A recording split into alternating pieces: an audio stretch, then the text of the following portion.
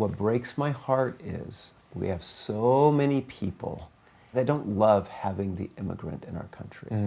But the Bible beats with this call for hospitality in the Old Testament, that we are to show love to the sojourner.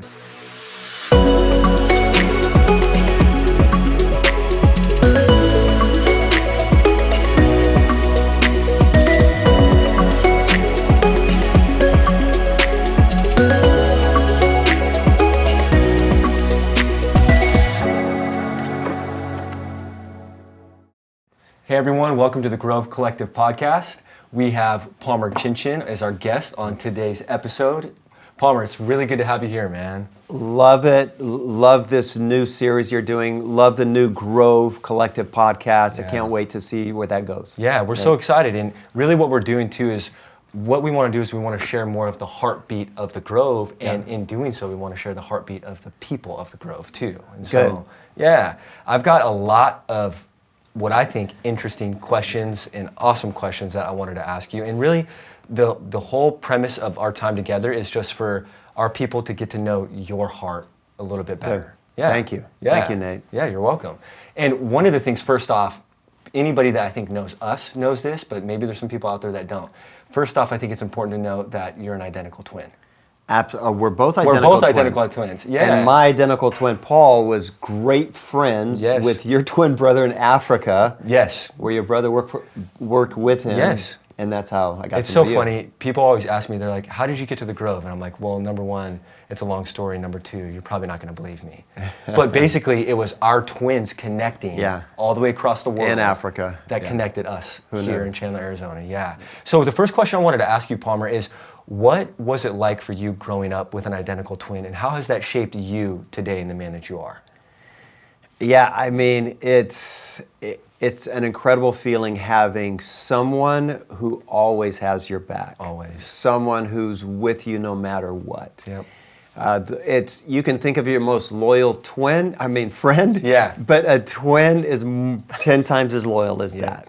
So we were always the smallest kids in school, but never afraid of anybody. That's right. Because there were always two of us. Yeah. Yeah. Like two spider monkeys. So That's you're awesome. messing with both. Anyway. That's awesome. But it made you feel like you could do more things. Yes. It made you fearless to take on challenges. Man. So our friends, to be honest, they look to not either one of us, but us collectively. That's right. As to, okay, what are we doing next? But we did so many innovative things that I think by myself I never would have done. Never would have done. Yeah. It speaks to the power of community. And I think people are drawn to that as well. There's only so much we can do on our own. Yeah, absolutely. And what happens too, you just said this, you move out in strength when you have relationships. Absolutely. You do. Man, that's really cool. And I can see how that has helped you to move out into the world in strength and even accomplish things that you've accomplished today. Yeah. Yeah, and even very soon I'll be heading to Africa to work with my identical twin brother there who leads our college there. So get to do ministry with him real soon. Yeah, that's awesome. Speaking of Africa, there is something that I know that you'll sometimes refer to yourself as, and I think that this is pretty unique. You say that you're an expatriate. Yes. Yeah, I want you to talk to all of us about what that means and where that comes from. Well, living overseas, pretty soon you become known as an expat. There's the expat community. And expatriates are people who don't just live in other countries, but I think there's a heart of an expatriate. And I often talk about that's kind of who I am. That's part of my identity. Because once you've lived globally, I think you see the world differently. Yeah. And I think, personally, you see the value in each culture. You see the value in each nation and country. You see the value of a people's language. You see the value of their food. That's one. But expatriates, I think can look out and see the need for everyone to be included and treated equally, because all of us bring something that's good and beautiful to the table as followers of Jesus Christ. But that's something that really shaped me as a person, was growing up an expatriate. Now I feel that's part of who I am at the core. Yeah, absolutely. And I even want to back up, and I want you to share a little bit about your experience with your mother and your father taking you guys overseas to live, right? That's largely shaped who you are. Yeah, yeah. Here's there. I think most of our Grove audience knows that when I was about 6 years old, we flew a single-engine prop plane, dropped us off in the world's thickest rainforest. Our first house was a bamboo mat house built on stilts, about this high off the ground. Yeah. And my pet was a chimpanzee named Tarzan that slept in the bed between my twin brother and I at night. Yeah. So it's very remote. And so, yeah, the life, as I remember, we started as jungle missionaries. So at 6 years old, you're still pretty young. Yeah. When that happened, were you kind of grieving what you were leaving, or were you excited, like, oh my gosh, this is an adventure, like I can't believe. What were you experiencing? I don't think it sunk in. You know, if they had said, let's go to Oklahoma or Liberia, West Africa, who knew? Yeah, yeah. And I have had the honor and the privilege to get to know both of your parents. And there's a quote that comes to my mind that I wanted to share with you, and I wanted you to talk a little bit about how this has shaped you.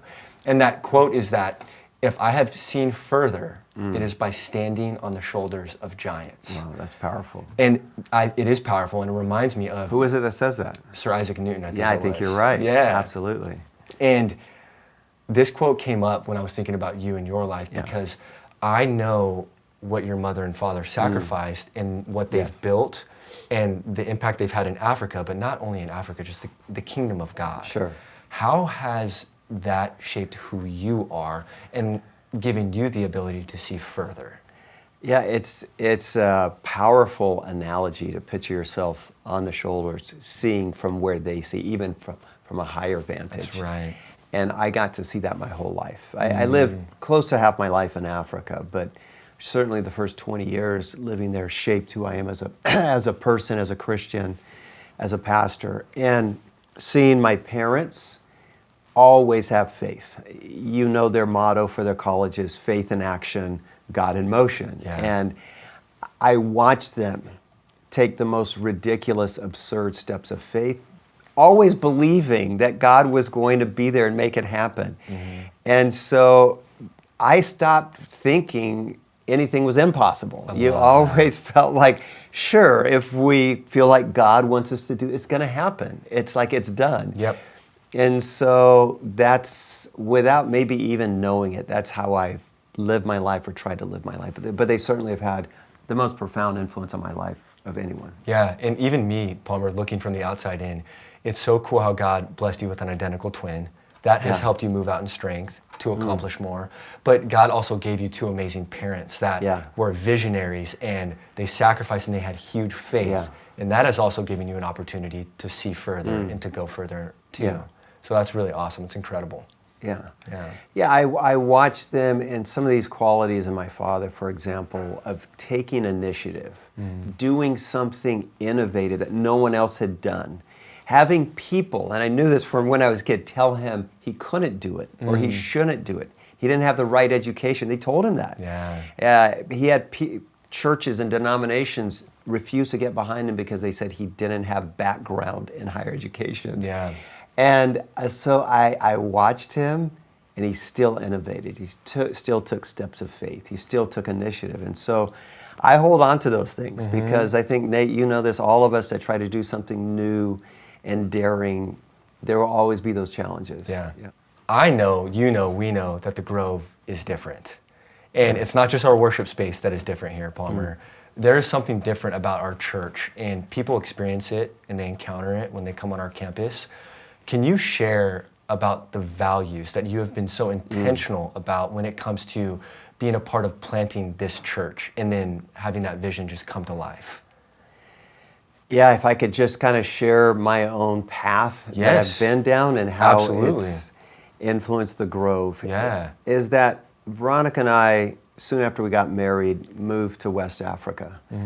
And when we were teaching at African Bible College, I just finished a master's degree in my early 20s, a civil war broke out.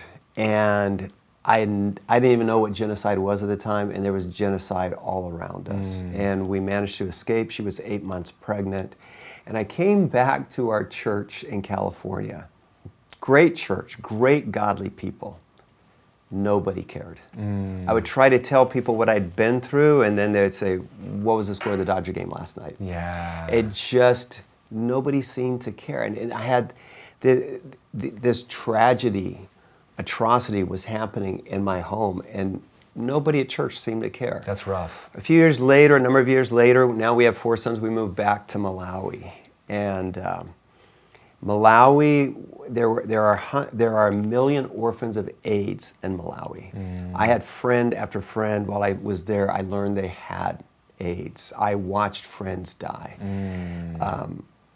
Like I said, there's this problem of orphans there as well. And we came back after being there 2 years. I go to my home church, and I start to tell people about what's happening there and how extreme poverty is so extreme. People are living on less than 30 cents a day in Malawi.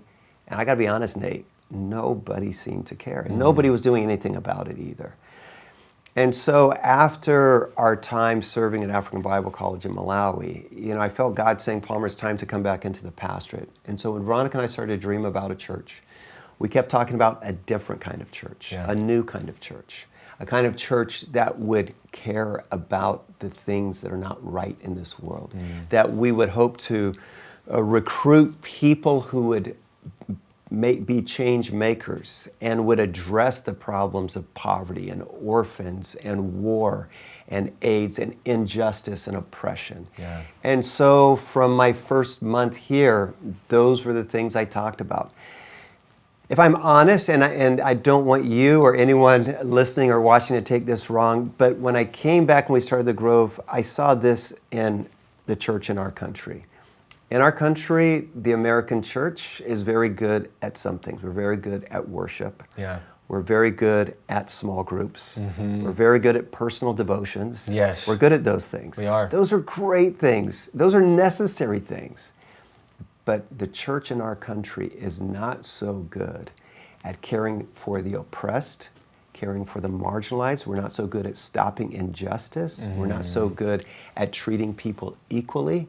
And so that's why when we started the church, we wanted a kind of church that valued the things that Jesus valued, that valued the things that God talks about in the Old Testament and the New Testament. So it's a bit of a sermon right there, but thank you for asking. That's at the core of who I am as the pastor of the Grove. Well, it's at the core of who you are. It's at the core of our church's values too. And I think that, if I'm being honest, you and maybe sometimes the Grove can be misunderstood at times because, and I say this, and I mean it in a good, healthy way, but justice and social justice has become sort of a buzzword today. It has.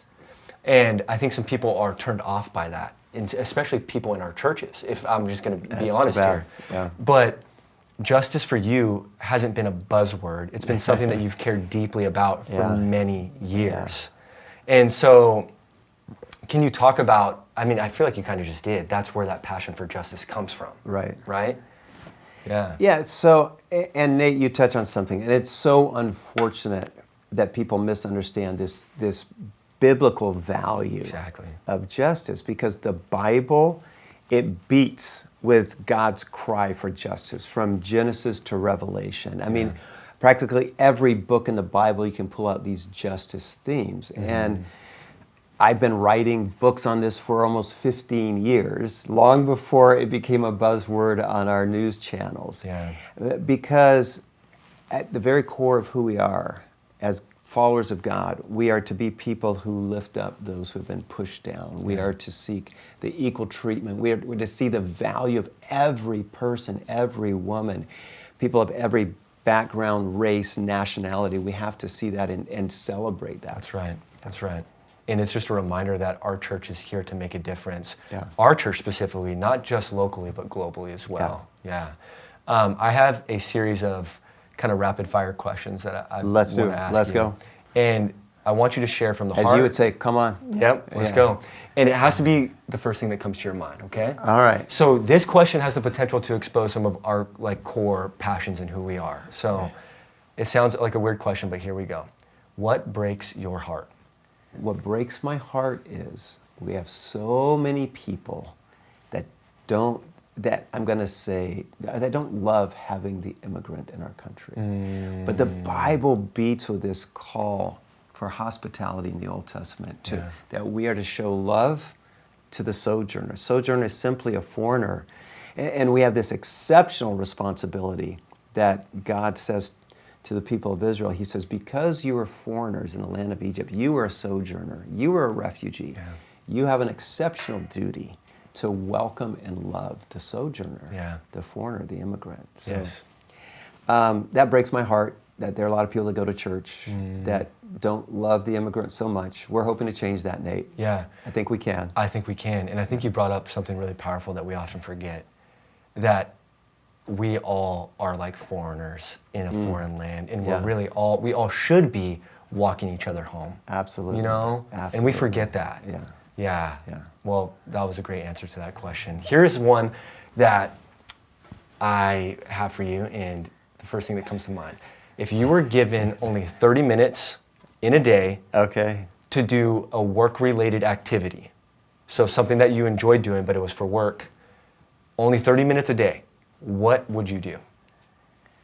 I'd write. You'd write? And I knew that you were going to say that. You didn't give me time to think about this. Well, no, you don't need to think about it. When That's I the have point. free time and there's space and music playing. Yes. Lo-fi. I write. Yep. I love to write. I get to express what's in my heart. I feel that's how my creativity comes out. Yeah. So I write. So whenever anybody answers that question, the first thing that comes to your mind, you need to find a way to do more of it. So I want to encourage you. Kidding. Yes, you need to, because that is that's your core passion.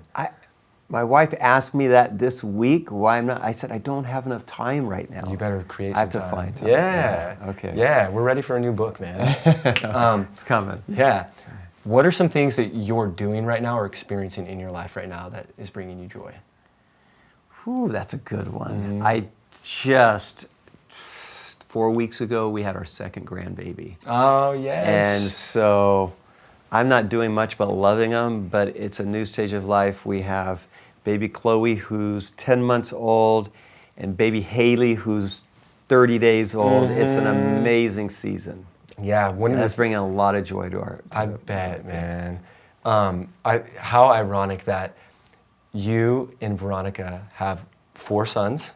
Yeah. Yes, and I remember thinking, wow, how blessed, man. 4 boys, come on. Strong. And now you have 2 granddaughters. And so 2 daughter-in-laws. 2 daughter-in-laws, that's right. So, yeah, so the ladies are making a comeback in the Chinchen household, man. I love it. That's awesome.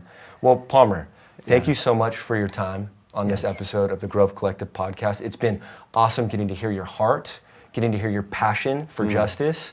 And thank you for joining us on the Grove Collective podcast.